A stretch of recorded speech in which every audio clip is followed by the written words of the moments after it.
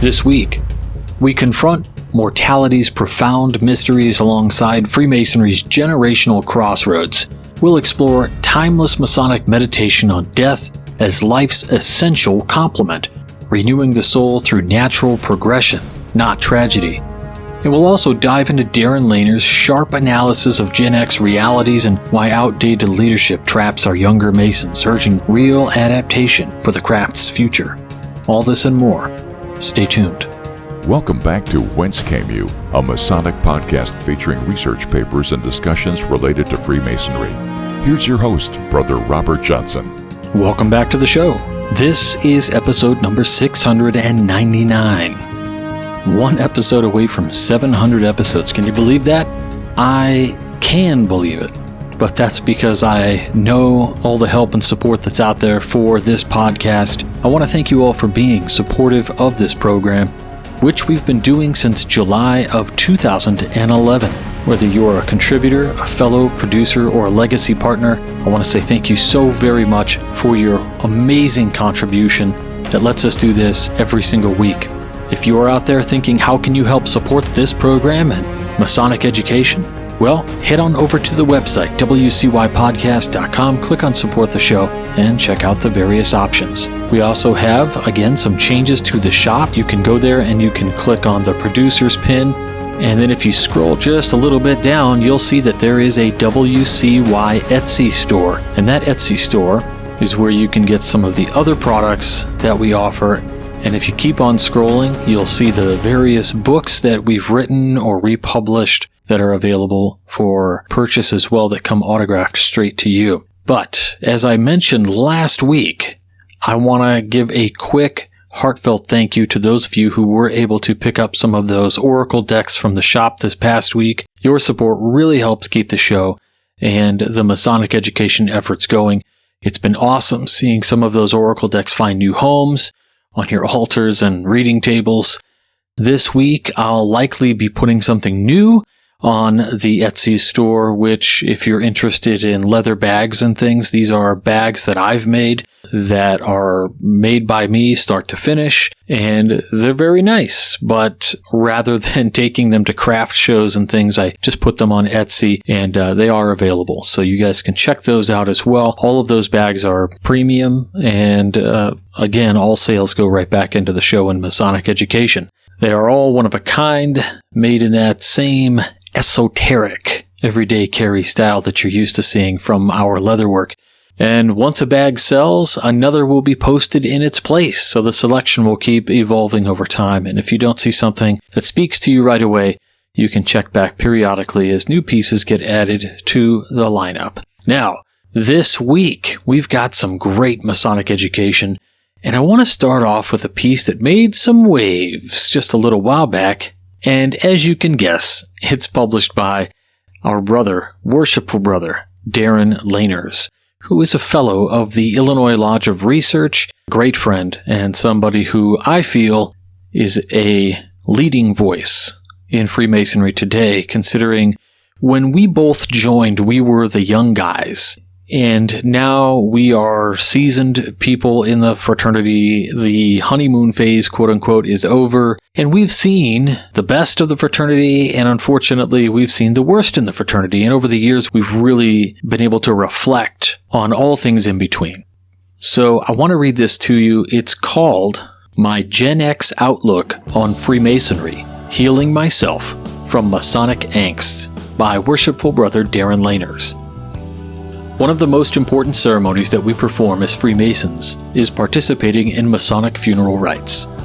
I truly believe that this ritual is a perfect encapsulation of what the Masonic philosophy is. It is a solemn and important duty, and it is one that every Freemason should make every attempt to honor, regardless of whether they knew the brother or not. As a secretary of 2 lodges, it has become my duty to attend and to read the Masonic obituary for the brethren in my lodges, who have passed to that celestial lodge on high. I had to undertake this solemn duty this past Friday for a brother unknown to me, other than by name. I knew him to be a life member and a past master of my mother lodge. To To me, he was just a name. As a secretary, I would read his name in our membership management software and see he was a life member. When I arrived at his funeral, Masonic obituary in hand, ready to perform my duty to read it as part of his funeral rites, I discovered how much Freemasonry meant to him. I was overjoyed to see that we had several brothers from the lodge show up, as well as some friends and his brother, who is out of state, but a member of our lodge as well. The Masonic rites were very well executed. I believe it was a very solemn and dignified goodbye for our dear departed brother. As I was leaving the chapel, something caught my eye. Laid out on a table at the entrance to the chapel at the funeral home, where we would perform the Masonic service, was his Scottish Rite membership certificate from when he joined the Valley of Danville, the same valley to which I belong, as well as the various aprons and other Masonic mementos he had collected. I could tell that Freemasonry meant a lot to him. That's when the sadness hit. Or maybe it was anger. Or maybe both. I felt that somehow I had failed him. Freemasonry meant so much to him, and I didn't have the faintest idea of who he was. At some point, he stopped attending lodge long before I had become a Freemason, as I have no memory of meeting him. I learned after his funeral that the brother in question had Parkinson's. While this might account for why he stopped attending, I still feel that it is a poor excuse for not knowing anything about him. I wondered, how many other brothers are falling through the cracks because they stopped attending lodge and nobody's reached out to them? How many of our brothers are having issues or fighting battles with something internally or externally, and we have no idea? How many brothers feel abandoned by a fraternity that preaches platitudes about brotherly love, but yet, when they go to give the sign of distress, there is no one there for them? And because I'm the secretary, I immediately have the thought, is this my fault? Is this a duty that should fall upon the secretary? Or in a broader sense, am I the only brother in my lodge that feels bad about this? It's not like it's not been on our radar at the lodge. We had discussions about engaging our membership, who we've not seen in a while. I had passed on a lodge roster recently to the brethren of the lodge, and we had some discussion about dividing it up and calling the brothers on it to check in on them. However, this was several months ago, and we're now currently in discussions with another lodge who is wanting to merge with our lodge. While the wise thing is probably to wait until the merger is complete, I wonder if the brethren of the other lodge were to call their brethren who are not showing up, would they need to merge? I think it's a question that only they could answer. Maybe when I really think about it, the reason I became so upset about this is deeply personal. As a Gen Xer, quote unquote, we're used to being forgotten. We're called the forgotten generation. There's this myth that Gen X doesn't care about being the forgotten generation. Personally, I think it's a complete fallacy. An invention made up by the sociologists and psychologists at the time who didn't want to accept how much they messed up their kids. Nobody wants to be forgotten. I started to see a therapist about 4 years ago. I should say I have only been able to be honest with a therapist starting 4 years ago. I had seen them in the past, but in order for therapy to work, you have to be honest and vulnerable. You have to deal with the feelings of abandonment, trauma, inability to express feelings or emotions, feeling invisible, feeling unloved, and be truthful about them. You have to experience them. You have to wear them. And ultimately, you have to reach a point where you have to forgive. You have to forgive yourself for holding all of them inside and forgive those who helped put them inside you to begin with. That's the difficult work. Forgiving. It's easy to say you forgive someone. The difficult part is to really let go of the hurt as part of the forgiving. Another difficult part is realizing you've hurt someone else and asking for forgiveness and really meaning it. Another part of what I've learned in therapy is to be able to identify what's causing my emotions. So, as I was triggered strongly by this, I needed to understand why I was triggered. I was triggered because I felt like a hypocrite. I was triggered because I felt powerless to help this brother, as it was too late to provide him with any relief. I was triggered because I saw commonalities between this departed brother and myself. I was triggered because I feared being a brother that time and my lodge forgot, assuming John Ruark's 2040 predictions are not accurate.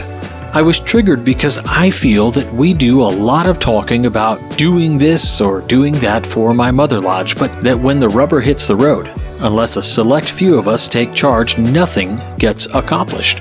And there it is. Calling our membership that hasn't been showing up to a stated meeting to check in on them. Another thing on the to-do list that hasn't been done. And a real-life example staring me in the face as to why it's important. Look, I've written my fair share of articles where I talk about Freemasonry's ills, especially in one of the lodges I belong to. I think that this issue is no exception. Ultimately, like every other issue that my Mother Lodge faces, it can be traced back to member apathy. I've written about Masonic apathy before. It's not a new topic. However, let's do a thought experiment and think of a Masonic lodge in my grand jurisdiction as a three-tiered pyramid. In Illinois, there are a very few exceptional lodges where you have every brother who has bought into the mission statement of the lodge. These are the lodges who, in the Grand Lodge of Illinois, are dedicated to winning gold every year for the Grand Master's Award of Excellence. Or maybe they eschew that, but they are practicing traditional observance as much as possible within the Constitution and bylaws of the Grand Lodge of Illinois. In any case, we'll put these lodges into the top of lodges in Illinois, and therefore at the top of the pyramid. They genuinely have a lodge identity and culture. They are elite. They know it, and they're protective of their lodge and who they allow in. They would be the capstone of the pyramid. Behind these lodges, sitting in the middle of the pyramid, these lodges have one or two high-energy members who really keep everyone else motivated. They set expectations and the rest of the members fall in line, or a majority of them do. Maybe they're taking gold or silver for the Grand Master's Award of Excellence. They're solid lodges, solid membership, and the membership likes to do things together. They have a plan, they stick to it, it's rinse and repeat. In any case, this used to be my Mother Lodge. But what happens when the energy runs dry? Because eventually, as those high-energy members become active in other appendant bodies or find other Masonic pursuits, Blue Lodge takes a back seat, and the energy they once had to expend there goes to the other place. When no one is there to fill that void, when there is no succession planning and no one motivated to step up, you reach the next tier of lodges. The next tier of lodges is the foundation of the pyramid, and is probably where many of the lodges in Illinois are. They range between getting bronze for the Grand Master's Award of Excellence to barely making quorum. That's where the lodge who is potentially merging with my Mother Lodge is, and that's where my Mother Lodge currently resides as well. The membership of my Mother Lodge, we've tried various events, and honestly, we've only had success when we've had other area lodges help us out. Why? Because there seems to be a disconnect with our membership. We discuss events in lodge, and we normally only have a quorum, so 7 brothers agree to them by voting yes. Even when we communicate them out to membership, ask for volunteers, we might have 3 or 4 members show up to work the event. When I first joined in 2011, I remember we'd do events with the Cub Scouts. Granted, many of us were both Masons and Cub Scout leaders, but we'd have at least 10 to 15 Masons helping out. So in the span of 14 years, we've gone from an active membership to an inactive one. What's changed? Well, we're all 14 years older. Some of this active membership has passed or moved. Ultimately, though, we all need to take a good look in the mirror. My biggest fear about this merger is that we are merging 2 apathetic lodges into one giant apathetic lodge. I think what complicates the matters for me is that I no longer live in the same community as my Mother Lodge.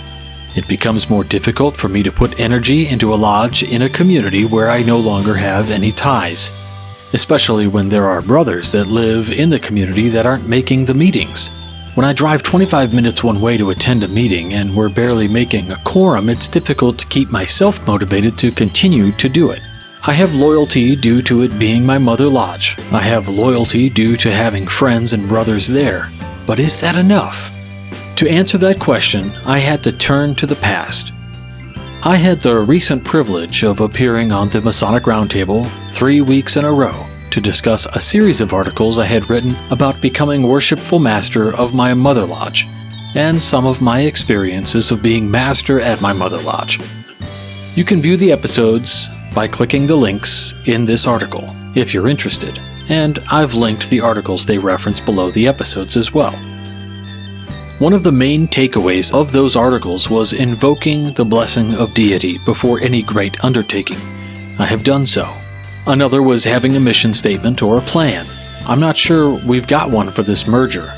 Before they decide to vote to merge with us, and before we decide to vote to accept them merging with us, I think we need to have these things decided between the lodges. 1. What is our mission statement? What is going to be our present-day purpose, objectives, and approach? Like, why do we exist? What do we do? And who do we serve? 2. What is our vision statement? What are our future aspirations, long-term goals, and desired impacts? Like, what do we want to become? What will success look like? 3. Strategic planning.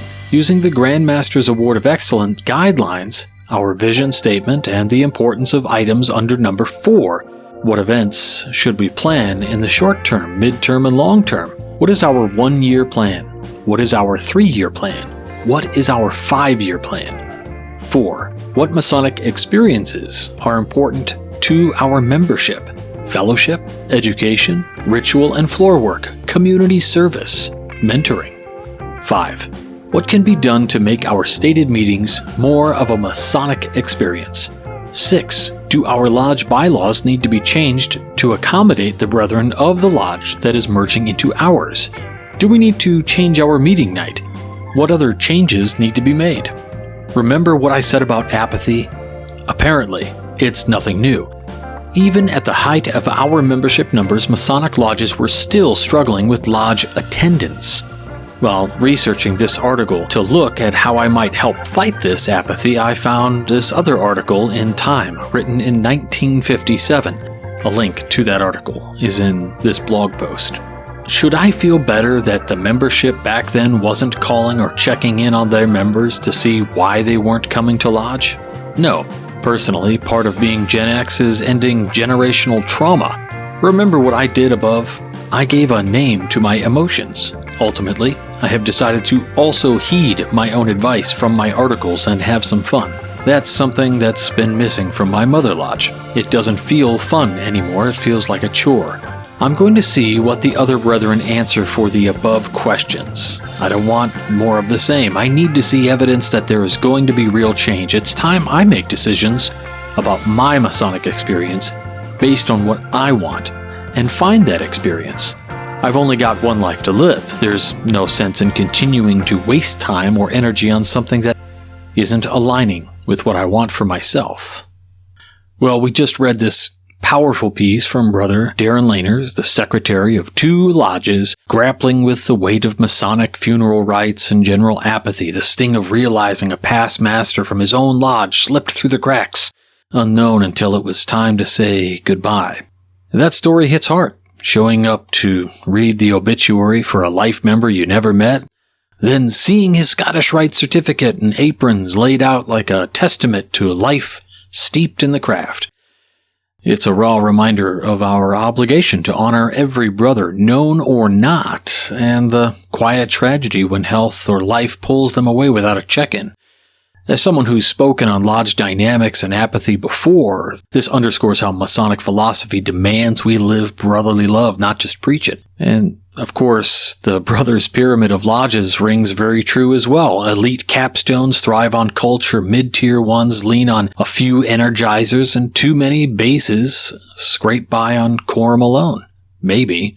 Merging out of desperation rather than vision. Well, his call for mission statements, strategic plans, and real engagement, calling the absentees, revamping stated meetings for fellowship and ritual, mirrors what we've explored on this podcast numerous times. Lodges die from inertia, not ideas. Gen X triggers aside, it's universal. No one wants to fade forgotten, and therapy's lesson of naming emotions to fuel forgiveness applies here too. And kudos for turning pain into plan. Brother Laners invoking deity, demanding answers on purpose and experiences before merging. I mean, if this resonates, drop a line in the links to the show, wherever you might see them. keep the conversations flowing, and we can commit to maybe reaching out to that brother that we haven't seen, making the fraternity live up to the rights, one call at a time. The next piece I'd like to read for you is coming from the Square and Compass magazine. This particular issue is from April of 1937, volume 46, number 2. It's by Ernest Crutcher, medical doctor, 32nd degree, FPS, Los Angeles, and he begins with a quote. Yes, life in youth time standeth still. In manhood streameth soft and slow. See as it nears the abysmal goal, how fleet the waters flash and flow. Cassida. Why do we fear death?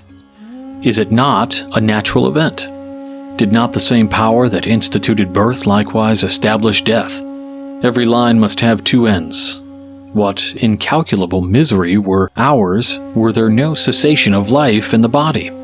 Contemplate the ills in decadence of physical powers, the ailments, weaknesses, degenerations, dejections, disfigurements, paralysis, loss of function and efficiency of limbs and faculties, mounting births until the world would be swamped with wretched beings crying for sustenance. In 5 years the sea would be solid with salmon, the land 20 feet deep with rabbits, not reckoning teeming myriads of other creatures, living but starving, animate but helplessly unable to cease from suffering through the beneficent clasp of death. Ignorant priests of olden time declared death a curse, placed upon the whole creation because of a foolish apple episode, so nonsensical as amazes that it ever was repeated away from the shepherd camp where a crazed mind dreamed it. Death is a corollary and complementary of birth. Men rarely weep over birth of a babe, yet multitudes grieve over demise of friends, mostly self-pity. Mostly superstition that still lingers because of a theological misteaching and misunderstanding of God's goodness and wisdom. Theology and religion are not the same. Dogma of any sort is usually impertinent interpretation of the Creator's purpose. Mankind is but one of His creations, and our Earth one of the tiniest worlds of a stupendous galaxy with unimaginable other worlds and universes far beyond our ken. Contemplate the infinity of things, that there is infinity below as great as infinity above our senses. Consider the intelligence and power that controls and guides all of this, and then think of the whimperings of bereavement and complainings against supernal wisdom. Quote, because I love this life, I know I shall love death as well. The child cries out when the right breast the mother takes it away, in the next moment to find in the left breast its consolation. End quote. Tagore. We assume bodies to function on the physical plane. We put them off easily to return to spirit planes. There has been no death save as cellular particles of the body disintegrate and are cast away, being utilized by other entities of plant, vegetable, and animal life for their own temporary needs. They, in turn, soon discard these elements. Chemical activities renew and adapt these particles to the uses of other, perhaps different entities who likewise are playing a momentary part on the stage of earth life. The fact that the spirit leaves its physical tabernacle so readily, unconsciously, painlessly, more factually than the act of birth, declares it no evil to die. It is a change for salutary purpose. God is good. All natural laws are rigid and salutary. Beneficence is writ large on all the works and in the rules of nature. If we foolishly try to subvert or break them, they break us. Death is a step, a short step in the ever-onward progress of evolving soul. Earth life is for experience. Some acquire it in a moment's infinite era, others involve 70 years and 10. Since death is as universal as birth, since all creation passes through that process, we term death, why are we fearful? Why clothe it with hideous apprehensions and vague superstitious imaginings or distrust the majestic Creator's designs? There are no accidents. Every incident has antecedent cause. All is foreknown and foreordered by law. All is beneficently meant. Yet we are prone to whine, murmur, lament, and self-pity, doubting the kindness of God. The superstitions of age-old theology and almost all older theologies indeed have wrought vast hurt to our understanding and comprehension of the loving kindness of our Father. In putting off our earthly clothes, we are not dead nor gone away. Our logic is twisted by foolish songs, carried to the skies on flowery beds of ease, and the like. 20 miles out from the earth's surface, and which way is up or down?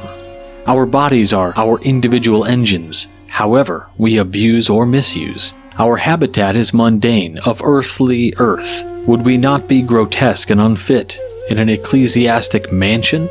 Let us be sensible in our estimate of God's works and ways. At Memphis, Egypt, is the largest cemetery in the world. 20 million graves occupy it. Fancy that many headboards as monuments and consider the absurdity of such a memorial.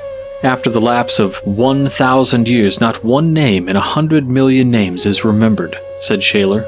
Does the resurrection angel require a headboard? How illogical and nonsensical are many of our civilized customs. Bodies die. Souls go marching in. The physical body is but the envelope of the immortal part. Shucking it off the body is not painful. When the spirit is about to depart, there comes a serenity and quiet to the physical being, and even though pain had been acute for a while before, there comes anesthesia upon the dying one, who gives up the ghost without a pang. The dying body has an alert spirit that is sensitive to surroundings and sympathetic with mourners. The great pain of dying is when friends and relatives weep or are distressed. Their woe is mostly self-pity, being left behind, or out of a lonely sense of bereavement. The dying one's spirit being keenly cognizant of conditions, however insensible. The shedding body endures needless pain because of the surrounding grief. Better that there be quiet and poise, that the soul cast off its outworn habiliments, and acquaint itself with new environments, unhampered by noisy weeping and often foolish exclamations. God is good. Death is corollary of birth, both essential to going on of individuality, unfolding progressively and persistently. We have much knowledge and little philosophy, much philosophy and little wisdom. Without wisdom, the knower is conceited and vain. Without philosophy, wisdom may want classification. The soul lives in thought, not time. Contemplating death, the question arises as to why I was born, the motive of life? Reflection on the status of most of the inhabitants of Earth, and their poverty, hunger, nakedness, ill health. I wonder at the fate that placed me in so fair a favored land. My decision, is there a higher destiny, kismet, providence, intelligence that governs and fixes the locale where one is born, his environment, condition of subsistence, duration of endurance, experiences and lessonings? Can you solve the riddle better? I perceive life to be continuous, and that death is but a stage like birth, corollary, connected, and indispensable to each other, supplementing, each affording new opportunity, alternating one on earth and the other in a different sphere for succeeding intervals. Unfoldment is the purpose, development of character, that nothing is accidental, all being ordered and preordained as aiding in some wise way the evolution of the individual. Individual, yes, yet never as a solitary unit. The physical body is actually e pluribus unum, one of many. 32 trillion cells compose it, no two of which are in actual contact, coordinating, yet each leading its own life, joined but not conjoined or adherent. With each movement of my hand in writing, countless cells are destroyed and almost instantly replaced by other cells, and none too many, about the same quota. What governs?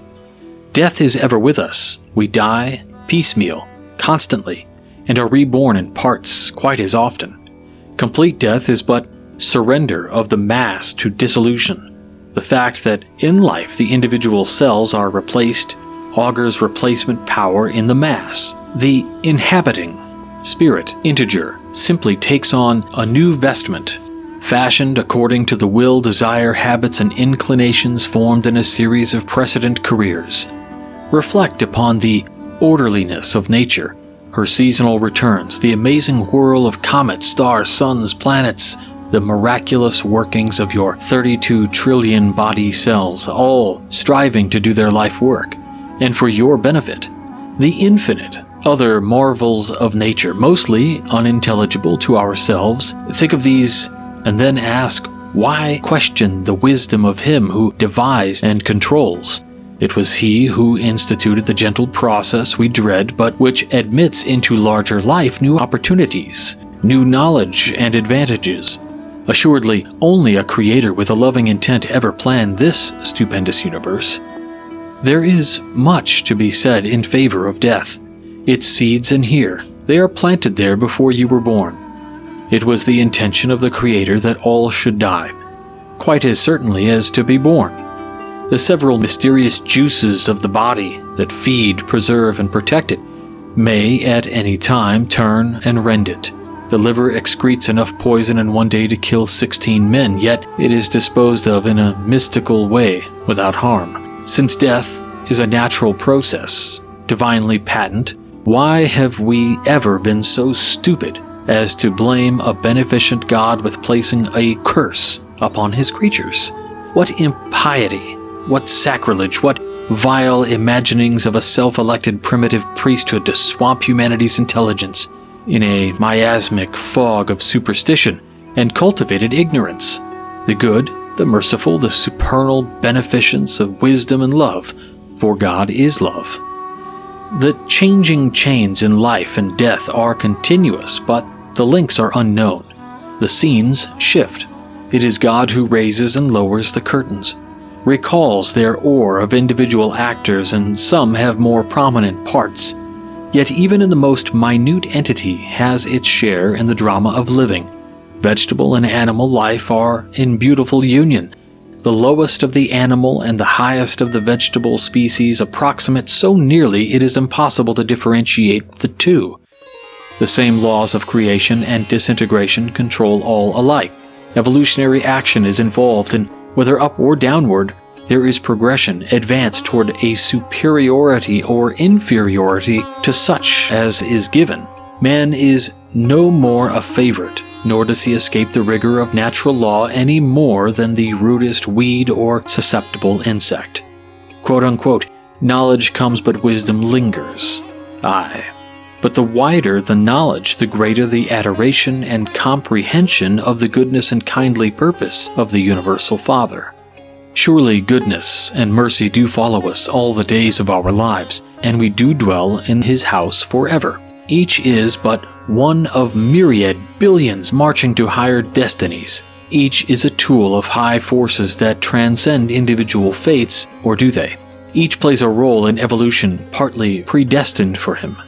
Or does he make it day after day? Birth admits onto this sphere. Death thrusts each into the soul's altar sphere, where it digests and assimilates the experiences of previous life and adapts them to further possibilities of educative lessons and subsequent life and lives.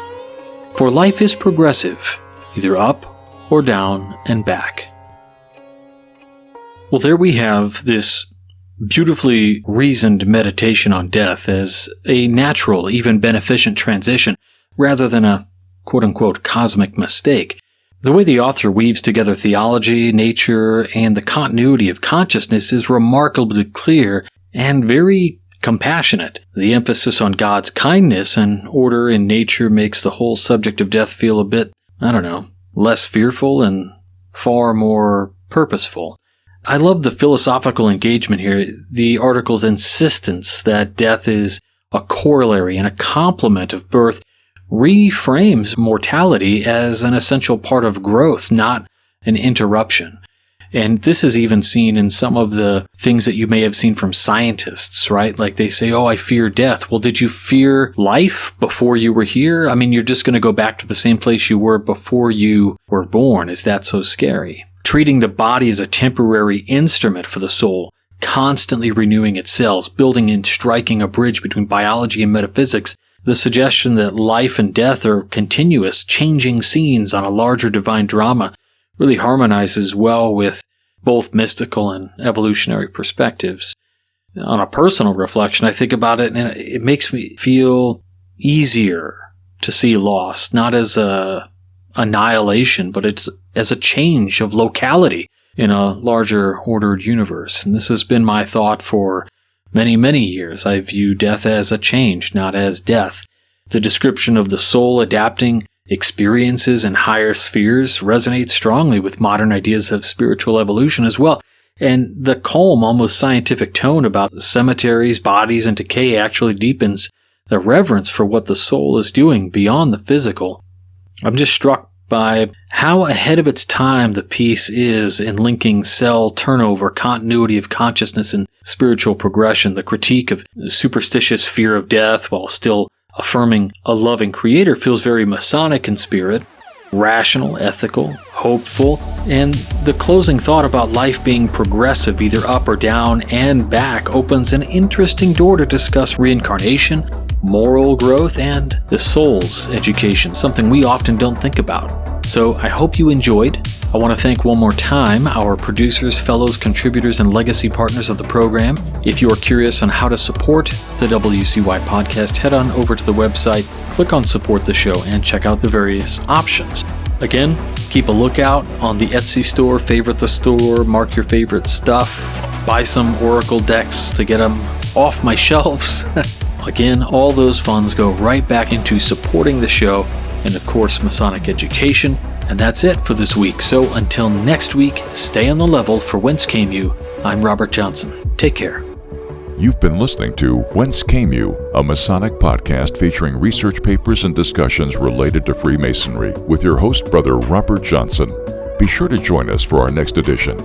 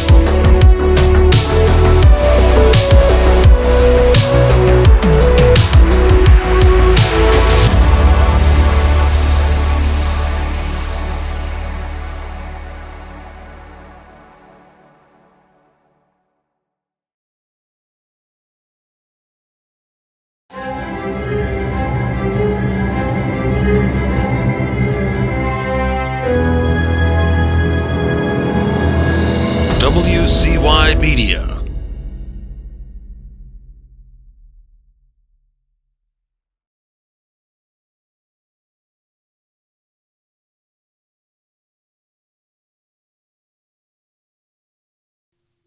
Why, that BBS rock.